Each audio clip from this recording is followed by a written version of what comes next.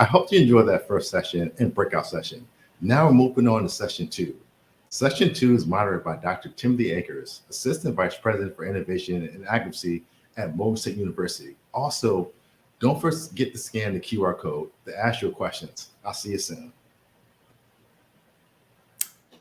Thanks a lot. This is very exciting. My name is Tim Akers, and as just shared, I'm with Morgan State University. I'm the Assistant Vice President for Research, Innovation, and Advocacy. What's exciting for me is the fact that moderating a panel of such two distinguished gentlemen right there also puts me in a level of nerves and anxiety, right, to make sure that I don't make any mistakes. But that's the beautiful thing about artificial intelligence. Hopefully, I may gain some of that myself. So let me go ahead and first share with you those to make sure you're on a really, really exciting panel. It's artificial intelligence and HBCUs, historically Black colleges and universities, taking AI from the lab to the world. The perfect team we have here are two individuals. One brings a strong academic background. The other brings a strong industry background. But let me go ahead and start out by making some introductions. We have Paul Wang. He's a professor and a chair of our computer science program at Morgan State University, one of the nation and world, dare I say, the world leaders in artificial intelligence. And so it's my distinct honor and pleasure. Let me get a little background, because I think it doesn't do justice unless I can share with you the expertise that these gentlemen bring to share with BEYA. And also, I'd like to thank the BEYA team and the Career Communications for asking and inviting me to moderate this panel of these two distinguished gentlemen. But let me start out with Dr. Paul Wang. Paul is a professor and chair of computer science at Morgan State University in Baltimore. He is a Link Fellow, very prestigious, and he has held positions at TSYS Endowed Chair in Cybersecurity by a $5 million endowment, director of our Center for Security Studies with more than 3,000 cyber students, and chief information technology officer at the National Biomedical Research Foundation. So he brings that level of experience. Let me just give a little bit more, because I think it's important that you hear this expertise. He has been a consultant to many companies and serving on multiple boards and government and private sector technology committees. Paul was directly involved in drafting the National Initiative of Cybersecurity Education, NICE, framework. His research areas are in quantum crypto, secure architecture, AI, ML, artificial intelligence, machine learning, Internet of Things, CPS, and video indexing. But Paul also brings a unique linkage between where Paul received his PhD under Dr. Robert Lindley, the inventor of body CAT scan, CT scanning, in 2004. He completed his postdoctoral study in quantum computing at MIT, following a renowned scholar. Thank you, Tim.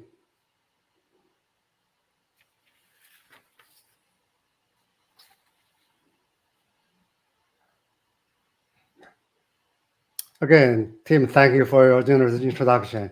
I guess we're going to share the slides right now. Hey, good morning. So AI has been in our life, everyday life, for some time. We know what's going on, what the impact could be for us. But I think today I want to talk about three things. What is the current status? And could be the challenges? And what are the opportunities? Next slide, please. So why should we invest in AI? I think there are many interests, right, from national interest and international interest. For example, NIST, National Institute of Standard Technology, they put a strategic plan. One of the 4 areas is AI. National Science Foundation, they put a $220 million recently, and it would be a 15.7 trillion boost in the economy by 2030.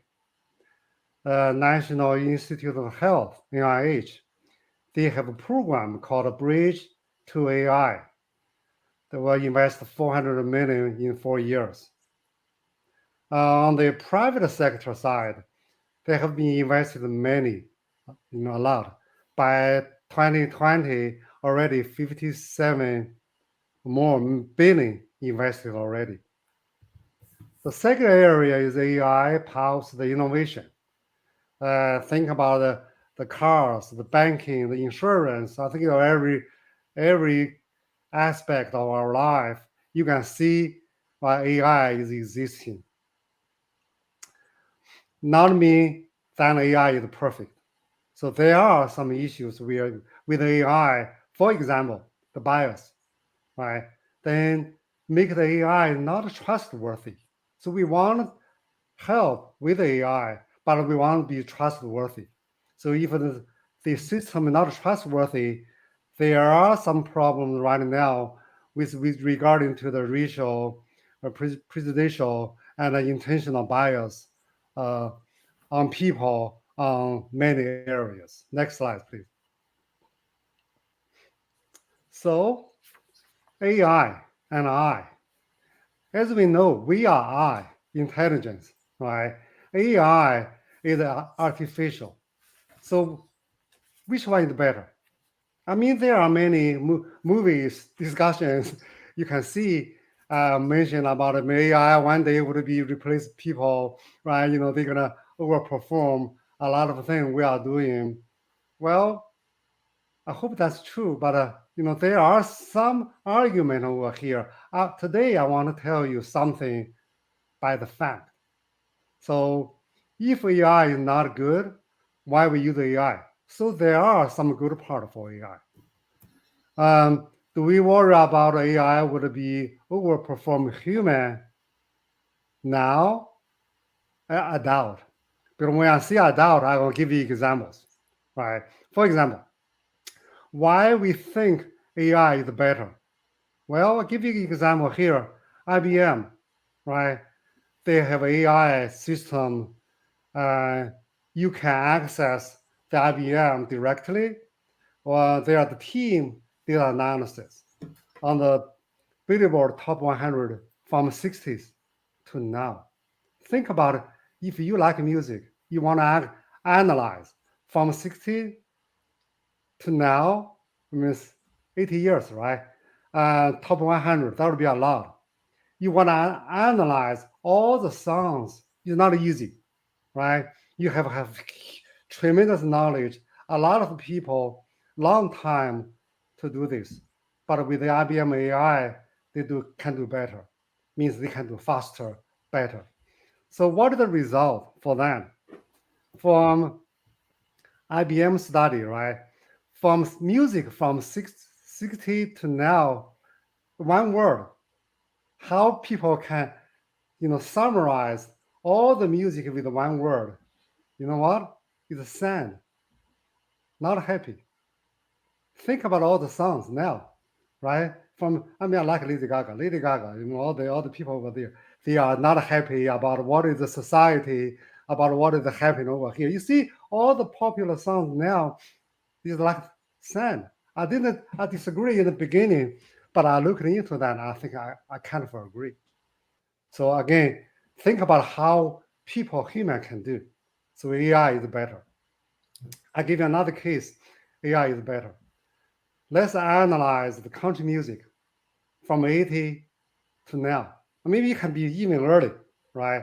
To now. What do they got? You know, 4 words: girls, trucks, whiskey, beer. Think, if you know, right? You know, Luke Bryan, Black Shelton, even earlier time, right?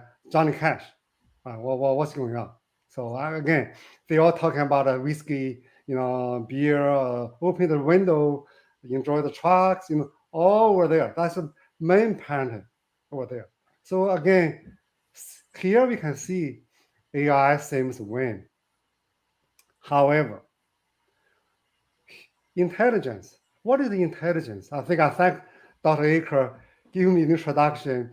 You know, there's one area he didn't mention. I do have 4 patents. What do the 4 patents means? That's if you look at the diagram over here, is creation.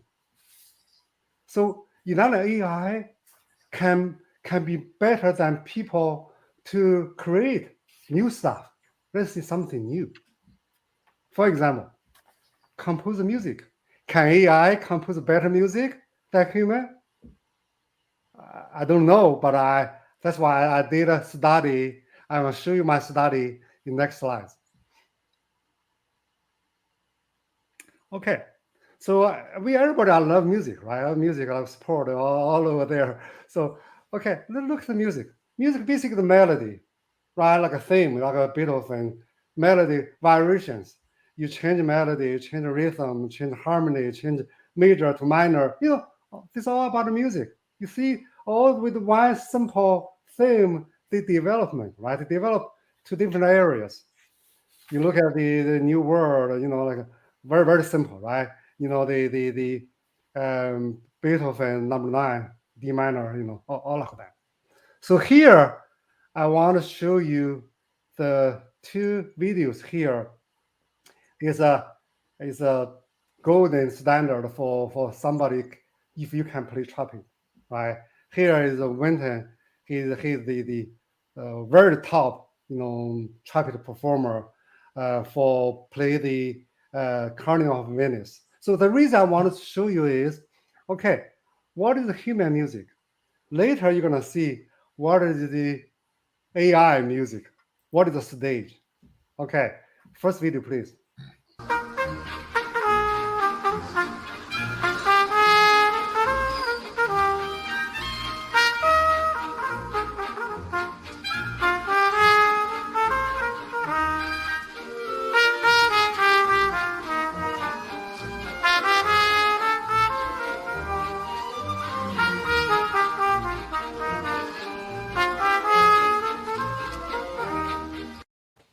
Okay, you see, melody, pure, right? Very, very friendly, where everybody can understand. Probably I could play, practice a little bit, like just melody, right? But the composer, later they changed. So again, I said we're gonna compare with AI later, right? See, with that melody, the composer changed a little bit. You're gonna see next video, please.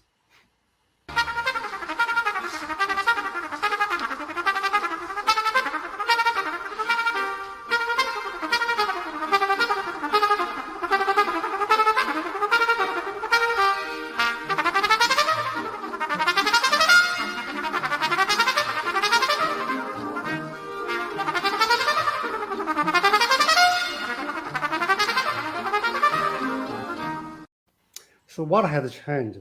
From the melody, they put a little more notes, but still flow like follow the melody, right? So that's variation. There are for this song, the Carnival of Venice, there are different melody, rhythm. I'm not play every piece for that, but you know what I mean. My point. You can change the harmony, change the speed, change it from 4/4 to 4/3, all over there, and speed. All over there, right? Or maybe show off some skills with a very, very high pitch, things like that. You're gonna enjoy if you later you want to listen to that.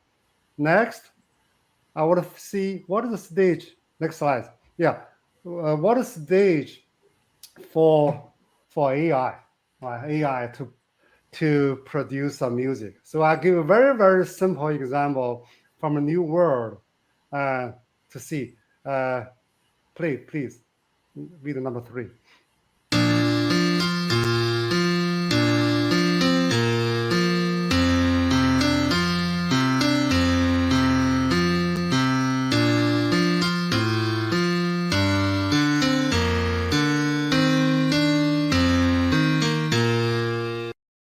See, same as the first one, trumpet, right? That melody purely, and with the AI system help, with the help of AI system, I add a little bit. And a little bit means I want to make this music, looks like a country music. It's nice, it's beauty, but I can change to rock music too, right?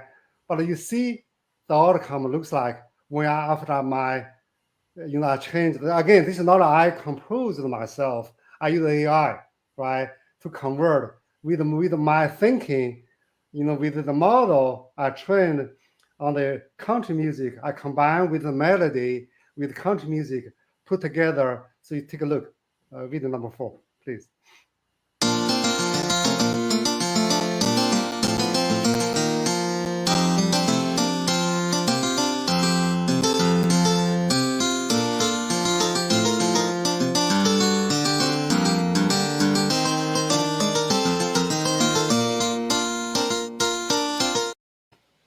Okay, so again, the reason for me to show the pieces of videos over there, I want to give you a comparison between the stages of the highest level of learning creation, right? You can create. So when we are at the elementary, teacher said, "Do you remember?"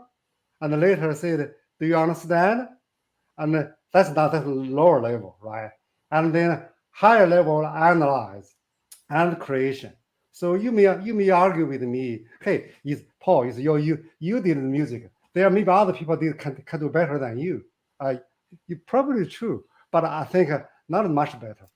I even listened somebody claim from a European country, team claim they use quantum to produce music, but when listen is very, very simple. So you see, in that level, AI is not at the same level as a human being. Even the classical music is only maybe 100 years or many years ago. Next slide, please. So basically learning, right? Learning is an integration of interaction. So we see for the AI, right? We do the data storage, we have data, we have to do the abstraction, generalization, evaluation. So in the lower part, you can see very technical. We will see prepare the data, build the model, train the model, fine tune the model, and we deploy, predict. Okay, so that's the AI stage. If you look at any literature online, you will see that's basically 4 steps. But what is another step? Nobody talking about the highest level creation because we are not there yet. So that's why we need to keep working on. Next slide, please. We see AI have a lot of benefits, but the bias really hurt a lot of things. Give you an example, you can see the bias. If you look at the top left, right, that one, if you draw a line, for example, 60 above is old. No, there are people, like if you look at the people, they are 70s, 80s, they're still very young, right? That young, not by age. So I think that the way you classify data with different standard, that make a determination. AI could have bias, right? Could have many different directions. Next slide, please. So somebody could put an intentional bias. For example, if you look at the Washington Post mention about the credit scores, right? They said supposed to be race neutral. That's impossible. Self-driving cars can recognize white people better than black people. Well, that's the phobia, right? Another Nature paper talking about healthcare, they deem the black patients less worthy of for the critical healthcare than these other people, other races. That's really bad. And also there are other financial technology companies, right? They kind of like on the mortgage on the interest rate, they have a different rate for different people. So again, those are the banned practice existing. Next slide, please. Okay, so what do we need? We need AI, of course, right? We need AI not only from the applied side, also from the theoretical side. Try to get another level, really can do better. So one thing right now, trustworthy is very important. Trustworthy. So we're going to talk about the trustworthy. There are many areas we were talking about. Those are the areas are listed here. Something probably when you want to do some research or study, you're going to pay attention. Next slide, please. I also want to mention some AI initiatives at Morgan State. So the Center for Equitable AI and Machine Learning System is being set up. The launch date is set on July 1st, a week, right? July 1st. I was asked for serve as the technical director for the AI Center. Thanks, team. Where I would work with Kofi for doing a lot of research, interesting project for the AI Center. Below, I mentioned there are other two areas. We have the Morgan Quantum Computing Group. Also, we have the National Quantum Literacy Network that's led by team here, Dr. Akers. You may wondering why quantum has anything to do with AI. Yes, that's really true, actually. So because of the AI, need a lot of resources to train a lot of knowledge or data from big model, so quantum could speed up the process. Next slide, please. Here are the sample projects. I mean, we have more, but I want to show 4 here. The first one with AI to detect the sub-threat, basically the Python. The second one from the top is IBM. We gotta work with IBM, use quantum computing, fight with AI bias. Right. So the second one we are doing right now. We got an award from IBM. The third one is AI machine learning to fight with social justice. Basically an app I call Hagen. You can check Hagen.ai, which is process Hagen, right? The movie. So I put a Hagen. Basically, you can change your voice. I want to tell you, I was invited to Oxford University in March to do a talk. I decided to change my voice to a beautiful British English. So because I have accent, I'm not grown up here. But when I do this, I did it in the beginning. I using the voice, change my voice to the British English, like broadcast quality. People did this kind of wondering what's going on with you. But later I said, well, my voice was processed by the AI. So again, that's something you can guide your voice. Now, number 4 is we use AI and machine learning, deep learning to discover disease, like a healthcare. Next slide, please. So again, these are the areas of research we will focus on. I suggest if anybody here, if you are interested in the research, those are the areas you can look for your reference. Next, please. Okay. So what is the contribution to the local and national challenges for us to study, invest now in AI? Of course, we can grow the local and national economy, right? We have the competition among nation states with many countries. And another one, we have the workforce shortage. Right now, we got from IT Chronicle, we see there are 11.5 million needed in US alone, right? Also, another one, we're talking about the trust deficit in AI. So there are a lot of problems in AI. When we widely adopt the technology, it help our life, improve our life, but there are some trust problems. Okay, the last one, I mentioned AI with the help of the quantum computing and their cybersecurity. So we were doing some study, for example, how to discover the bias in AI. Actually, we are doing this kind of study. Next, please. Oh, yeah, that's all I want to share with you today. On the right is the 2 books. One on top is the recent book I authored. If you are interested, take a look. Thank you. Paul, that's wonderful. It was very exciting too, because I was reserving one part of Dr. Wang's bio sketch, and that was the issue around specifically three of his 4 patents that are actually used in industry. And what's exciting about that is that he's taken his academic side and now it's being used in the real world.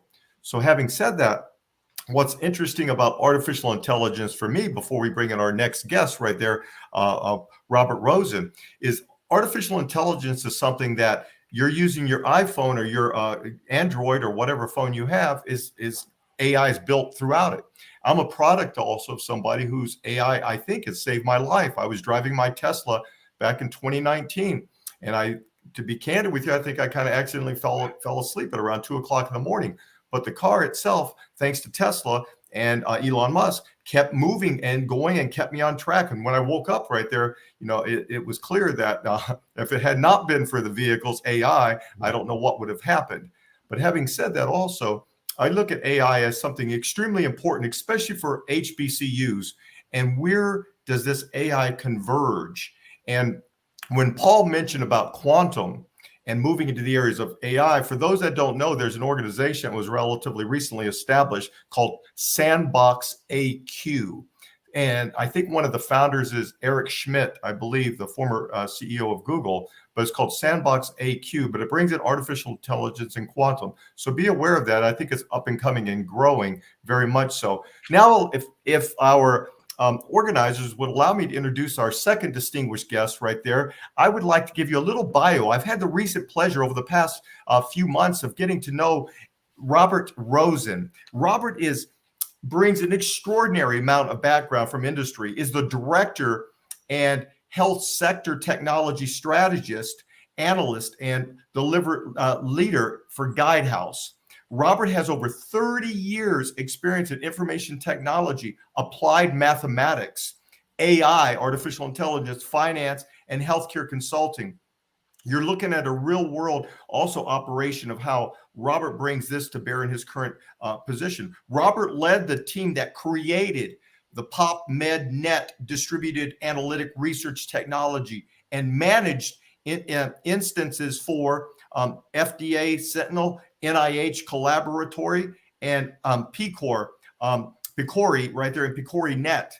Robert served as committee of the U.S. on the committee of the U.S. Department of Health and Human Services, Office of the National Coordinator for Health Information Technology, developing national healthcare technology. And for some that are in the industry, this is what's called CIO SP3 and CIO SP4 that has been out for some time. But also Robert holds a Bachelor of Arts with honors in economics and from Swarthmore College with a focus on economic planning models, and a Master of Business Administration in Finance and Information Science, or Systems, from the University of Chicago. Robert is a named author on patents in several areas, including artificial intelligence and applied mathematics. And what excites me about Robert is the fact that he brings this eclectic, this kind of Renaissance quality to the artificial intelligence world. And on that note, please allow me to introduce our distinguished second speaker, Robert Rosen. Robert? First of all, nice to meet you all. And I'm going to pick up where Dr. Wang left off. One thing that wasn't mentioned in the intro was my minor was actually in ancient history. And the reason I bring that up is because we're going to take a walk around artificial intelligence, some thoughts about it. We're going to talk about how it gets applied in real world, and then talk about how you get involved. You do not, I know Dr. Wang is probably a mathematician. I certainly did a lot of mathematics, but you don't have to be a big mathematician to get involved in this. I'm also going to throw out a couple questions here. And so if you folks want to scan that QR code and just put your thoughts into the comments box, that'll be great. So let me start by, and let's see how this works. Let me start by throwing a question out to the audience. What is artificial intelligence? Some people just want to throw some thoughts up there real quickly, what they think it is. Keep in mind, honestly, there are no right or wrong answers here.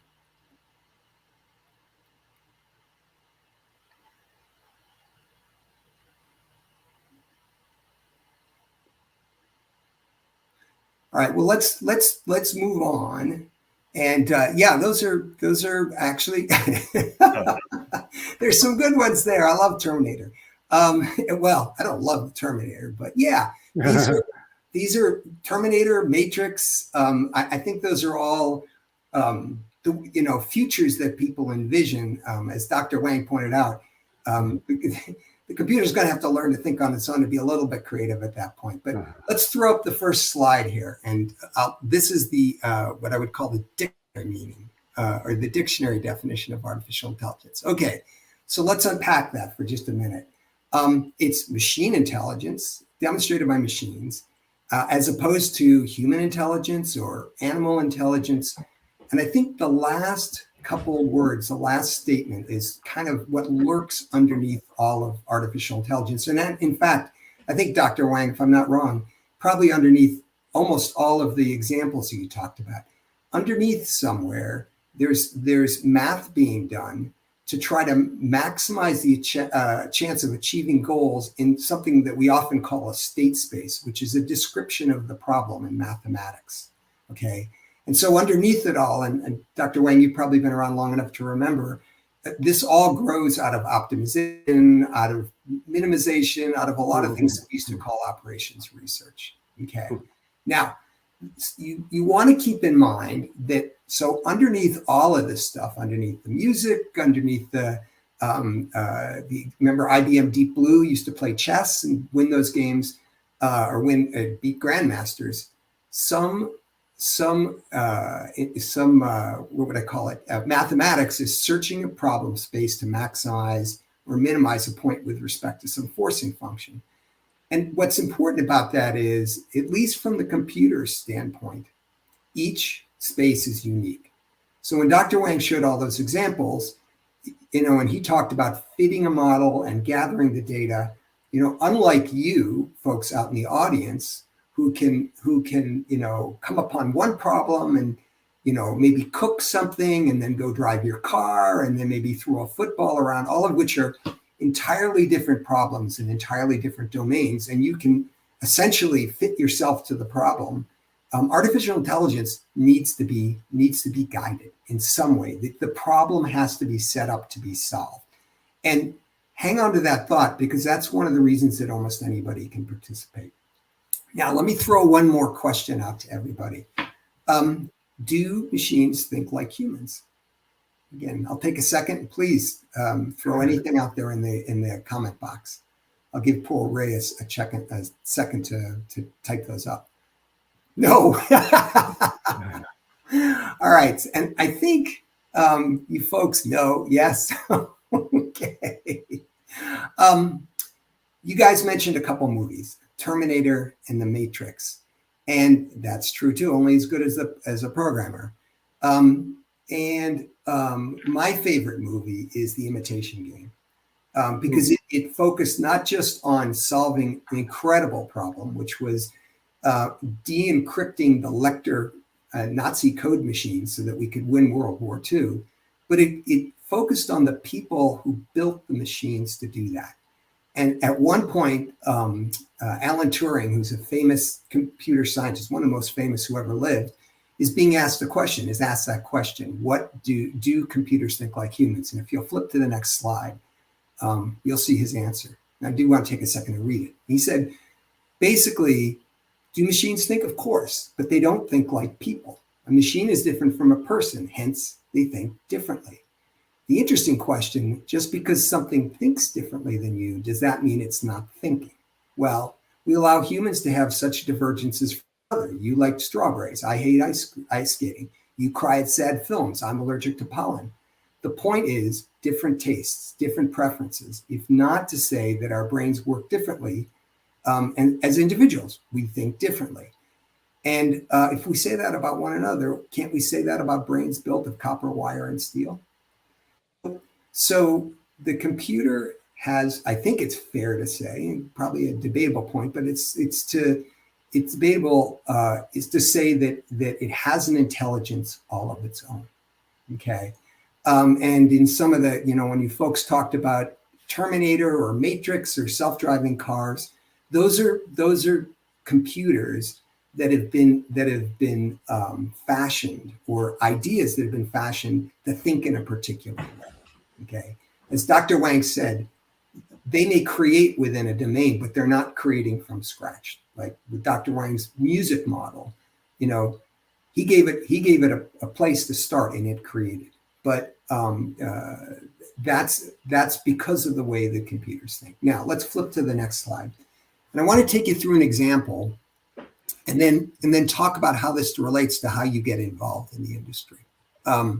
So this is a COVID surge response model. We were tasked at the health sector. I'm sure you folks remember about a year ago when COVID was like running rampant, and lots of people could forecast COVID. And in fact, what you're looking at on the left was a forecast that was done by the Institute of Health Metrics Excellence, which is funded by the Gates Foundation. And they were doing all of these detailed forecasts. Johns Hopkins was gathering all the data for these forecasts.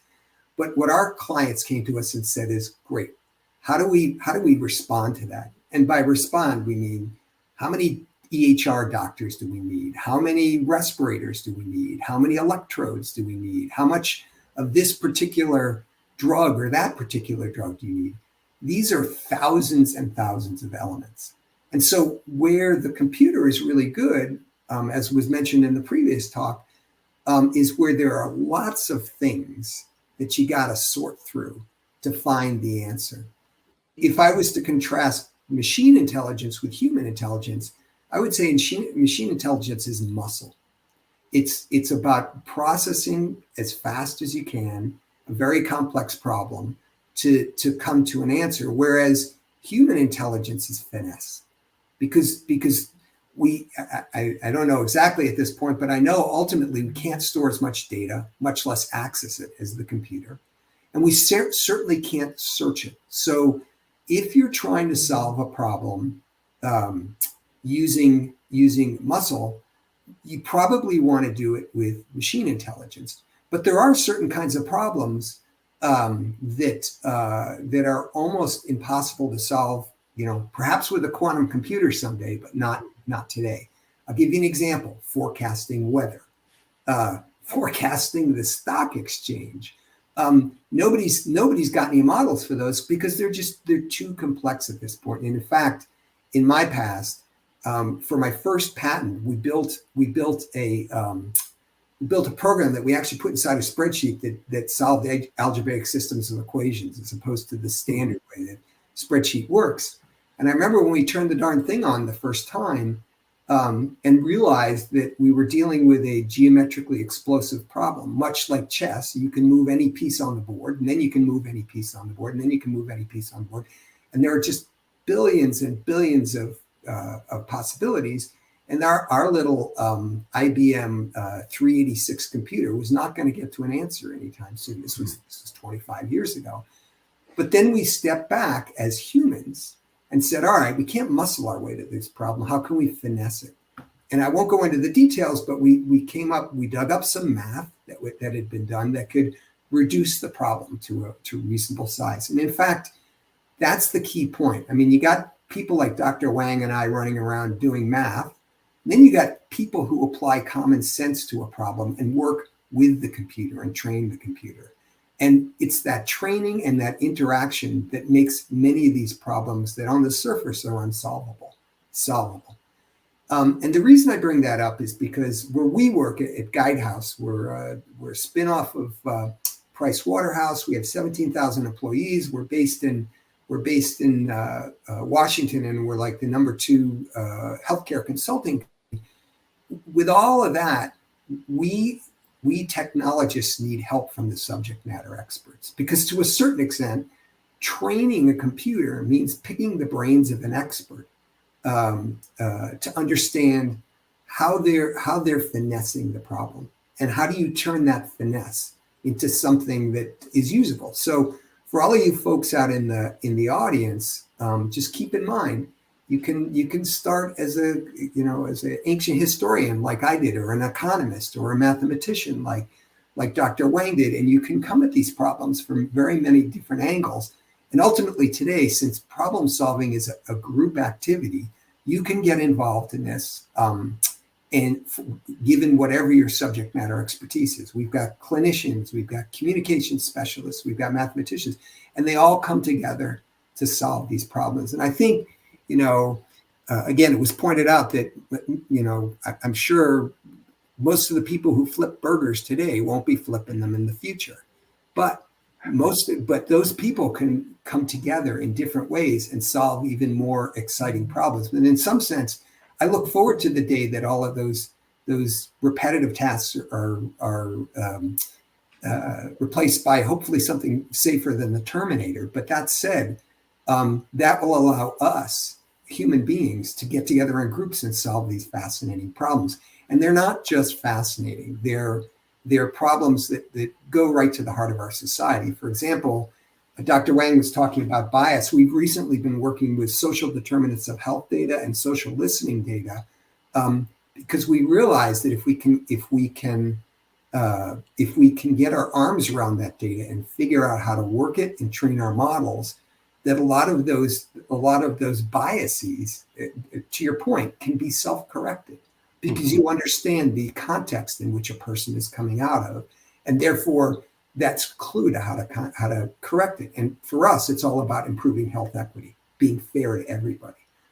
It's not necessarily always about making more money or about something like that. So the point is that there are all these exciting, interesting problems out there, and you can come and be a part of it, no matter where you're sitting, no matter where you come from. And so I would just close by encouraging you all to get involved in academic programs if you can, get involved in companies that are using artificial intelligence from whatever your point of view is, because whatever it is, it's valid and it's going to be helpful. And Tim, I'll stop right there.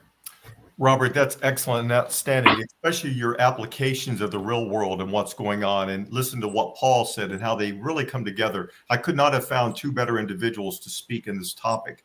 And given Guidehouse's experience and world-class reputation in this area, it's just, you've seen how you've applied it. Let's open it also up to the audience, but I want to take the privilege as a moderator and facilitator to ask also a few questions to kind of put it in context. I'm not a computer scientist, but 42 years ago, I had one of a Commodore 64 and wrote BASIC. And I remember taking out of the stock market and to this day playing with it. I teach statistics, have in the past. So I look at that, and I looked at like predictive analytics. You look at regression analysis. You look at how all of this comes together, and then you see at what point AI kind of evolved, and at what point, very, very important, because as a layman like me, I'm also a criminologist. So I've read over the decades how predictive policing, they call in all this areas, using AI as they were referring in the 80s, but calling it something else. I can't remember what they called it. But how has that changed? How can we look at historically Black colleges and universities, minority serving institutions, the students, the faculty, moving into areas that would allow them to leapfrog in this area of AI? And as Dr. Wang knows, he's the chair of our computer science program, that he's brought in an extraordinary amount of innovation. And as Robert and I've spoken on, we have, my team and I have been working on veterans issues, veteran for post-traumatic trauma. So is how do you build all of these different projects, and how do you leapfrog AI into this new world? I'm just going to turn it over to either of you, whoever wants to interject. Does that make sense? Does that question make sense? Sure, go for it, Dr. Wang. Oh, okay, thank you. Let me try. If you look back about 20 years ago, right, when people doing AI, nothing you can use, so nothing you can touch. Right? 20, 30 years ago. So people doing over there, get a publication, get something over there. What has changed? I believe the main thing is the cloud computing. When I work with a doc student at George Washington, he worked with me. We train a model, use a good computer for a week for one trial. You see, now cloud computing give you basically unlimited power, right? To do this, you don't have to own a luxury, high performance computer, so you can start doing this. So I think those are the one point of a very important change because of cloud computing. So another reason is when I joined Morgan, right?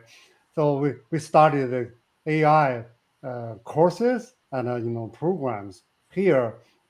So in the beginning, student feels very hard to understand. Oh my goodness, there are a lot of mathematics. Robert mentioned a lot of mathematics. Not everybody is very strong at mathematics. Even computer science is better, right? Compared with other areas. So but later, when we try to incorporate with the cloud computing concept, the students, they saw the result. Not only they talking about the model, they cannot touch, they cannot train. They tell them, they warn them, hey, you don't do this. You're gonna, crash your computer, for whatever long time. But they can see the model right away. We have the camera. They identify, the Amazon, right? The camera over there. They see you. They can see, hey, good morning, Tim. Oh, if it's a stranger, is what can help you? So things like that are very close. So those, projects we injected into the program in the courses, right? That really help the HBCU students. I mean, I believe all students, but especially for HBCU students, because they never feel that close to students. Well, Paul, what you said is extremely important because working with Robert and his team at Guidehouse, they've approached us and they're really interested in HBCUs and they're interested in projects that we're focusing on, which really touches us very much so, from the AI side to the quantum side to the healthcare and all that. Robert, I was going to ask you, where do you see the AI, especially in the context of HBCUs, leapfrogging ahead of other institutions, may I dare say? Well, so first of all, what do you call it? Small commercial break. We're hiring. So if anybody's planning to graduate, put yourself on our list. And we'd love to look at resumes. And just to make it clear, you don't have to be a computer scientist. You can be a communication specialist. You can be a healthcare specialist. It doesn't matter. But I think to Dr. Wang's point, and this has happened over and over again in computing. I'm sure the computers that we were using 25 years ago, and I remember 25 years ago too, were much less powerful than this thing, obviously. And the point is that you can to do the work, to interact with the computer, you don't have to get so far into the guts of the computer. I mean, we used to literally program the guts of the computer to do the things that Dr. Wang is talking about. And they are a very specialized kind of thing. But if you're, for example, a communication specialist and you want to look at social listening, and you want to ask a question about, an intensity of a feeling in a particular geography, you don't have to write assembler code anymore. You can use tools that people without that background can understand it. And that just not only does it open the door for other people to do it, but it opens the door for all of you folks to be able to bring your skills to the problem. Because now we don't have to focus on writing assembler code. We can focus on all the various things that people have to bring to the party. So, and ultimately that will make computers smarter and better. Robert, that is such an incredible point right there. And I just want our colleagues at BEYA and those that are working at HBCUs to just hear the points that Robert and Paul raised. But there are questions from the audience that have a lot better questions than I do that are coming up. And I would ask our host, right, Career Communications, could you share? Okay, one of the questions, and please, too many Terminator movies have made a good amount of people wary of AI. What do you think is a good way to ease the hesitation? Remember Elon Musk talking about his AI, that robot that they expect to come out in 2023. So, gentlemen, I would ask you to try to answer that question. That's a great question. How do we not fear AI? Robert, you want to go ahead? Yeah, I'm happy to. I'm glad. This is a fascinating question and something that I am deeply aware of and have thought about a lot. I don't know if I have any answers. I do have some answers, except to say that our technology reach often exceeds our emotional grasp as human beings, you know, and actually in my spare time, I read a lot of anthropology and archaeology and it becomes really clear to me that we as human beings have not progressed nearly as far as we as technologists. Now, all that said, I think it's important in the future that we recognize exactly what you just said, okay?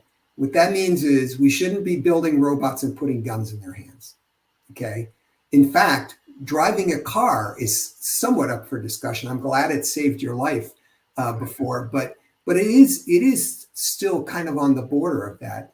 And I would argue, I mean, everything that you saw in Dr. Wang's examples and the example I showed are contained examples. They're not capable of.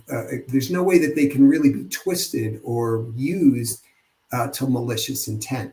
And my strong feeling is that as a society, before somebody goes off and starts to build the Terminator, that we need to have some rules about that. And by the way, as you know, there's all sorts of rules about genomes and recombinant DNA, which is another place where we could definitely stick a rope around our necks if we wanted to. Well, so, that's a great point right there, especially when you said, like, I think Elon Musk talked about having a regulatory agency to focus on AI. And so your points are right on. Paul, is there any comment you want? Because there are other questions ready to come through the queue. Oh, very quick. I think I mentioned about the trustworthy. So the AI have to be trustworthy. You know, there are limits over there. So if there are people doing this, put into the system intentionally, that would harm the society. But I would not argue, you know, that the wide adoption of AI. Right? I think Robert made a very good point, mentioned about it. It's not for the computer scientists, mathematicians. It's for everybody. Right now, the model is there. There are many technologies over there. We can use it very easily. Right? Everybody basically can use it very easily to use it. But I think the ethical issue really something we could talk about. Well, that's a great response right there, Paul, as well, and especially the ethical side. We've got some questions coming in right there, and I'm going to ask our career communication. Okay, how are HBCUs equipping their STEM students to adjust to the world of AI? If we can be brief on your answers, that'd be great, because we have some great other questions building from this. Paul, that's yours. Definitely. Go for it. Yeah, I think from my experience, right? I mean, number one, the job, you know, the market. So there are a lot of markets who are there for students, right? To know AI, to not only know, you can, for example, use. I mean, when I see use, is many people can learn to use it, right? Specifically for computer science, probably you're gonna program, you know, like change, update, revise models, you know, the algorithm. Those are the areas because there's a need over there. I give you some very quick examples. I have a number of students, right, from last year and the year before.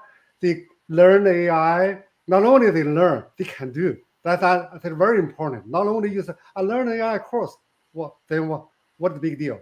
Then you will see I did a project. I did on GitHub. Take a look. So those students, they get a very good job. There are some Amazon, there are some other companies, they all get like a 120K above salary for undergrad. Think about this. So yeah, this market. And then just let me add on to what was just said. And I think you don't have to be, to your point, all you have to do is become familiar with generally how it works. Probably means a couple intro level courses.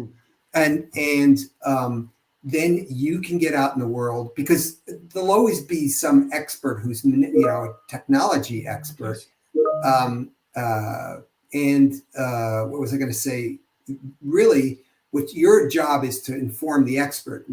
When I was talking about training the computer, you train the experts along with the computer. Believe me, financial services, we worked with all these famous stock pickers, and they trained us to train the program. So yeah. Well, hearing they say this, because I'm going to ask Career Communications to put up another question. Robert, what you said, train and this is important because just last year I had a quantum computing company get a hold of me about some of our students.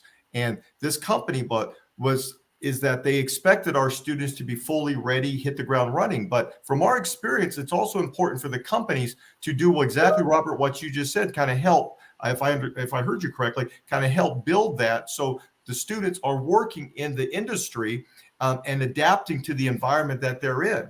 So, and because Paul can train broadly and give very specific teaching, but, it all depends on the individual industry. There's a series of questions I'm going to ask Career Communication. We've got, just to let everybody know, we got a lot of time. We've got 10 minutes left to 12:40. This is exciting for me moderating this and listening to what our wonderful speakers are saying. What steps should students take if they want a career in AI technology? Probably one of the greatest questions there.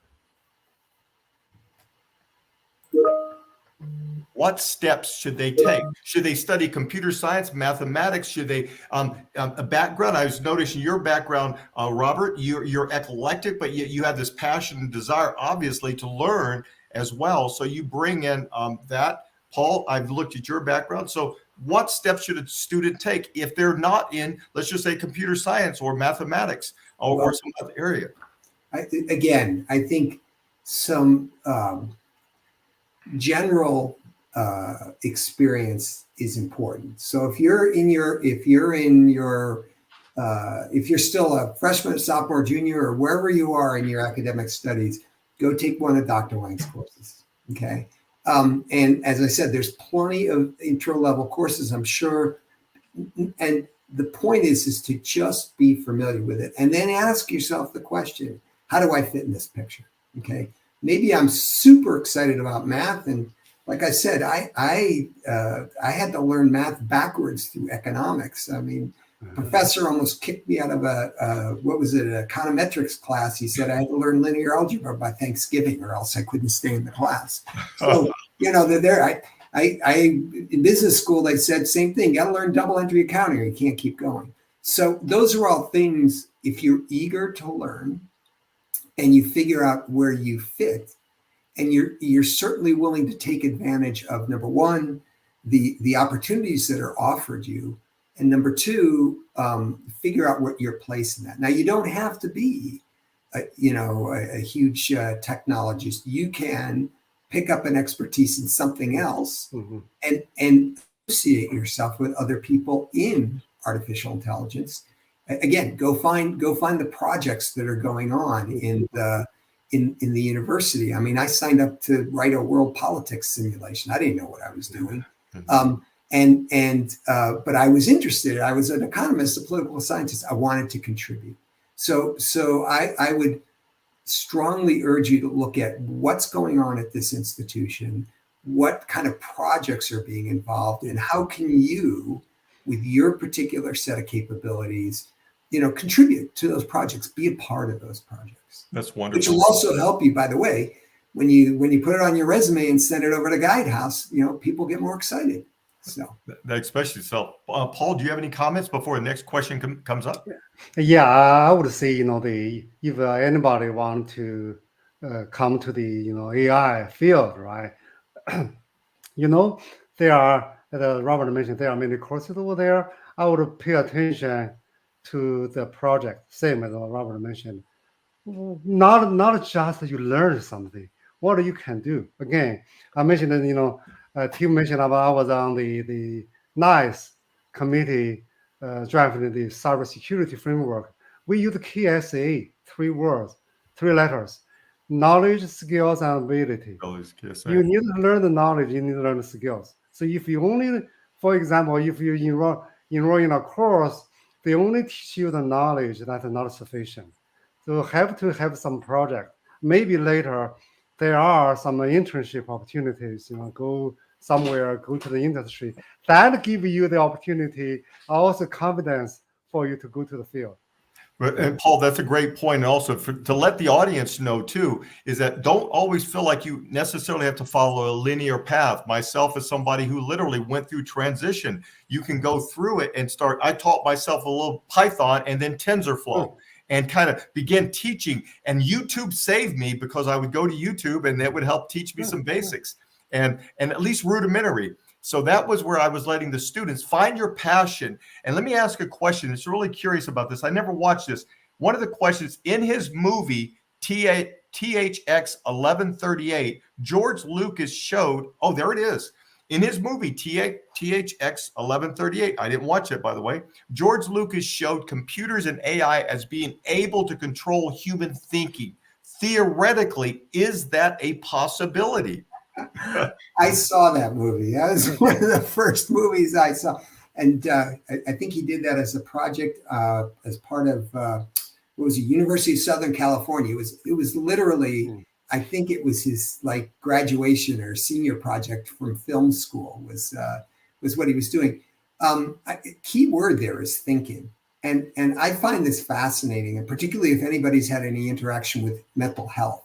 We've been building a model that doesn't predict, but scores people for the probability of suicide ideation. Okay, and the thing I think is fascinating is those revolve around a series of psychiatric conditions that other experts, not us in the room, have quantified, but they can't explain to you how they work, and we don't understand how humans think. I mean, the day Dr. Wang figures that out, man, you guys are all going to make a fortune. But the thing is, I think we don't understand how humans think. So it's an interesting idea, but I think a much closer possibility is the Turing Test, and I don't know if anybody's ever seen that. But in that one, you're trying to figure out, well, can a computer think like a human? And literally, they run this competition every year where you sit down and you type in some questions and you get some answers to those questions, and then you have to guess if that was a computer or a human. That we've definitely achieved, but being able to control human thought, we can't even control human thought. Absolutely. So anyways, go ahead, Dr. Wang. No, I think I totally agree. I mean, there may be something they can control the human thinking, but not the way the movie talking about it, not with AI, because the human may be able to control something with the technology, with all the medical devices, right?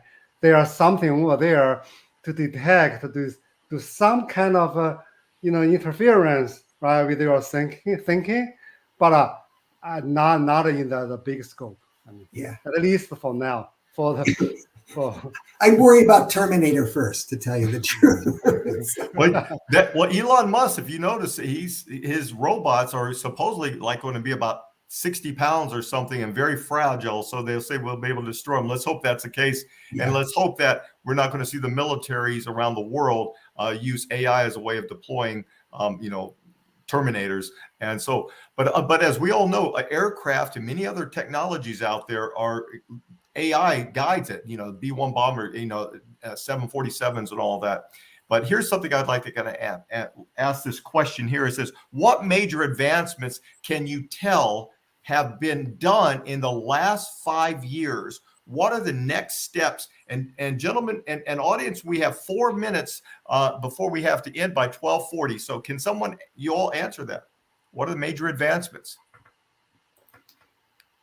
Do you, Paul? Do you want to? Oh, okay. Let me start. We're talking about AI, and the application. We know the benefit, right? Really, the reinforcement learning. So when we learn something, again, so for example, we got a lesson. Somebody borrowed me $100. They never return, right? He never returned. So next time I will give him money again and again and again. This is not that smart, right? But for reinforcement learning is, okay, Tim, you didn't return my last $100. Next time I will not lend you anymore. So those are the areas start to jump in. I think there is a feedback. The feedback is we learn from the past. Not only, I mean, Robert mentioned about the AI, a lot of things, mathematics, the search, analyze, right? Based on the mathematical model or the overall operation research, all over there. But the thing is, the system can learn, right? Learn from the past. That's something I would see is significant. Still, there are many applications right now. They are still lacking this feature. They are feature already, but still lacking. I would see this is tremendous. But You learn from the past. But Paul and Robert, let me ask you a question before we adjourn. What you just said, it kind of triggered a thought, Paul, is I was told this by a Silicon Valley company CEO. He said, we have tens of thousands of some of the best programmers in the world. He said, but there's something we're really lacking. And he indicated were ideas. So for those that may be interested in AI, you may have ideas that you could work with other technical expertise. And like you were saying, Robert, a guidehouse, you guys bring in all these different disciplines and the ideas.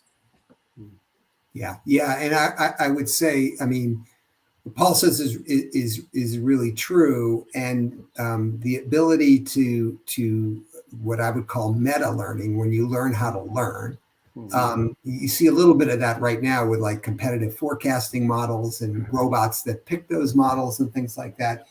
As the other thing you pointed out is cloud computing power increases, the ability to let the machine take over more and more of the learning process will be there. But, again, I would argue that only means that us humans go up a level, and that we have to be more strategic in the guidance that we give the systems. So. Well, let me interject, and I would like to thank our guests for taking the time. It's hit 12:40, and it really meant a lot to me listening to you, and I hope the audience rather got a lot out of it. You'll have their contact information that you will be able to follow back up, but I would like to also turn this back over to Career Communication and Sterling McKinley right there to take it from here. But again, gentlemen, thank you, and I'd like to thank the BEYA team and the leading voices for allowing us this opportunity. Sterling? Wow, that was a great and informative discussion. I personally want to thank the panelists and the moderator for assuring us all that AI-powered robots will not take over the world. Now, Dr. Akers, Dr. Wang, and Robert Rosen are prepared for you for some FaceTime. All you have to do is click the Shindy link below and join the breakout rooms. Also, once again, I want to thank our sponsor, the Federal Bureau of Investigations, for sponsoring this summit.